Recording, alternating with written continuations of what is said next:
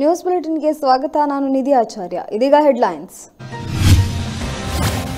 ಜಗಳ ವಿಕೋಪಕ್ಕೆ ತೆರಳಿ ಪತ್ನಿಗೆ ಕಟ್ಟಿಗೆಯಲ್ಲಿ ಹೊಡೆದ ಪತಿರಾಯ. ಕುಡಿದ ಮತ್ತಿನಲ್ಲಿ ಪತ್ನಿಯನ್ನು ಕೊಲೆ ಮಾಡಿದ ಪತಿ. ಆಸ್ಪತ್ರೆಗೆ ಹೋಗುವ ದಾರಿ ಮಧ್ಯೆ ಕೊನೆಯುಸಿರೆಳೆದ ಪತ್ನಿ.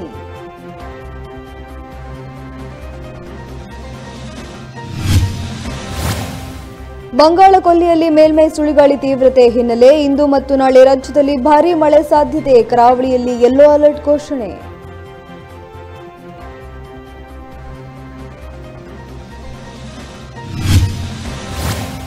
ಮಂಗಳೂರು ಬೀಚ್ಗಳಿಗೆ ಪೊಲೀಸ್ ದಾಳಿ. ಅಕ್ರಮ ಚಟುವಟಿಕೆಗಳಲ್ಲಿ ತೊಡಗಿಸಿಕೊಂಡ 70 ಮಂದಿ ವಶಕ್ಕೆ ಪಡೆದ 70 ಮಂದಿಗೆ ಕಮಿಷನರ್ ಕ್ಲಾಸ್.